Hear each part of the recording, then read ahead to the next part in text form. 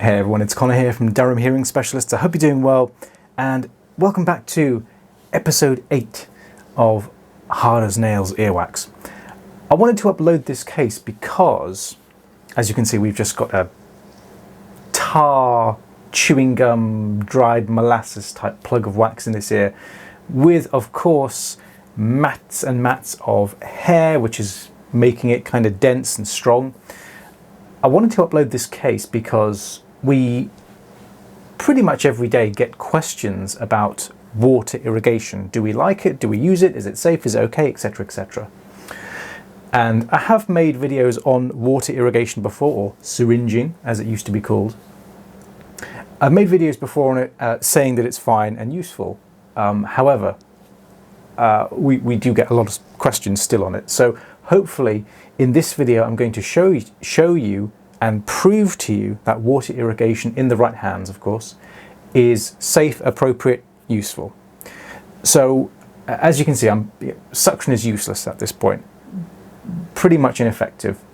So what we're going to do is we're going to use water. This is warm water, heated to about 37 degrees Celsius, thereabouts. If it's too hot or too cold, it might make the patient dizzy, even though they have kind of like a shield of wax in front of their eardrum.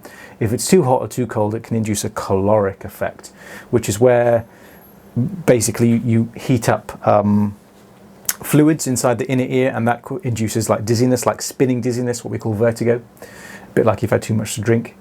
And what we're going to do is we're going to irrigate this a few times. Now already you can see with the first irrigation, it's softened up this plug quite considerably. Now, this case took a long time, so it is highly edited. One thing that I have edited out is sometimes I'm going in there with a hook. Again, the hook is ineffective. So, second irrigation. Hopefully you can see here that, see all those hairs, like how they're kind of vibrating? That's because this is not a steady stream of water. It's pulsed in. That's supposed to make it slightly more effective and safer. Whether it does or not, I don't actually know.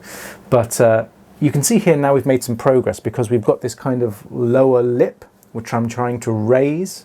And hopefully by raising it up enough, when we go in again for the final irrigation, water will actually, I suppose, get behind the plug and kind of shift it or loosen it forwards a little bit. But already we've got some significant progress here. Again, you can see just how much hair is matted in with this wax. You know, it really is quite incredible. The patient, as you can imagine, has been, putting this off for ages and ages and ages. And I'm almost certain that he's just kind of mushed this in over a long period of time with cotton buds. So I think this is the final irrigation. Maybe there's one more to come. But now you can see that we've kind of disturbed it with the suction enough that now we've got these kind of raggedy bits of dead skin kind of around the plug. And the plug is very much just kind of formed like an onion, basically. There's just got, it's wrapped around or enveloped with dead skin layers. And that's why the outer layers are white, because it's like fresher dead skin that's shedding and kind of enveloping this plug of wax and dead skin.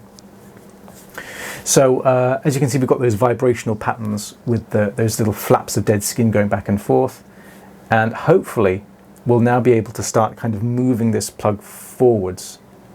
Patient very tolerant of this. He's not in pain or anything like that. He's just kind of sitting there and hoping that we get it out.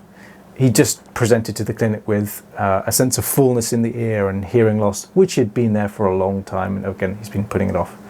So we should now start to make some progress, and as you can see, the whole kind of thing is now moving, which is a very good sign. And in terms of, I'm sure some of you are thinking at this point, well, okay, so, syringing irrigation with water, that's bad, isn't it, because of perforated eardrums? And yes, I think perforation of the eardrum is definitely, there's a higher chance of it happening with irrigation in the wrong hands. And the reason I say that is, you may have noticed during the video that the little plastic nozzle is usually it's angled, so it's pointed upwards. So we actually point that little jet of water up at the roof of the ear canal. You can imagine if it's, someone untrained is using it, if they just point that kind of in like a gun at the eardrum, yeah, there's a high chance that it probably would perforate. And also if they crank the machine up to its highest setting. However, whenever I use the irrigator, it's always on the lowest setting. So it's on the lowest setting. It's not a steady stream of water, so it's pulsed and it's aimed upwards. In my opinion, if you do it that way, the likelihood of you causing a perf is very, very small, very small. There's a conversation to be had about infection, arguably. If you irrigate an ear with water, are you increasing the chances of infection? Probably yes. But then again, I would argue, today in the world, how many people are going to go home tonight and have a shower and get water in their ears? It happens every day. It's quite a normal human occurrence, I think, to get a little bit of water in your ear, and most people are fine. So what I'm trying to explain is I'm quite happy with that risk. It's a calculated risk that I take, that, yeah, the patient has a slightly increased risk of getting an ear infection, but that's a risk that I'm willing to take in order to allow me to do this procedure.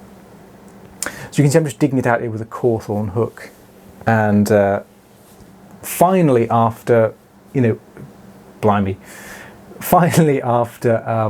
bit of to and fro with suction, irrigation and a hook, we've managed to get this out.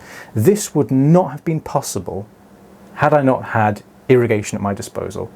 So it's kind of like I'm arguing the case that it's kind of right tool for the right job, so to speak. So unless the wax has a little bit of play and is relatively mobile, the suction's not really going to do anything. And hopefully that was demonstrated right at the start of the case, where it was just, I was basically just faffing around, not really doing much, trying to move it around, and it just wasn't going to come. Same thing with the hook. Digging the hook into a big plug of wax that's just rammed in there is, I suppose if I had persisted with it for hours, it might have been possible, but in the end, a little bit of irrigation works wonders. So we're just removing this last kind of sheet of dead skin here. And again, we're not going to end up with a perfectly squeaky clean canal. In fact, we don't want that. There will always be little bits of dead skin here and there. But the most important thing is that we expose the eardrum. That's what we're looking for, which is a kind of bluish grey membrane in the background there. And there it is. So canal is looking a little sore, I will admit. So what we're going to do is we're going to send this patient to the pharmacist for some ear calm, which is diluted vinegar, and that's going to prevent any infection and obviously calm down all that irritation in there.